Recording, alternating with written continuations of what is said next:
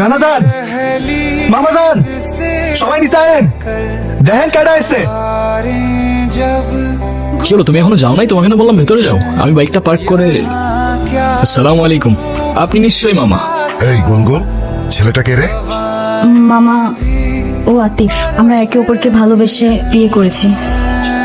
আমার তো মনে হচ্ছে যে দুটোকেই আমি গুলি করে মেরে ফেলি। এই এই ছেলে, তোমার পরিচয় বলো। আমি আতিফ, আতিফ খান। খান? নামের সাথে খান মিশালেই কি খানদান হয়ে যায় নাকি? কি কাজ করো তুমি? এই তো আমি অনলাইনে।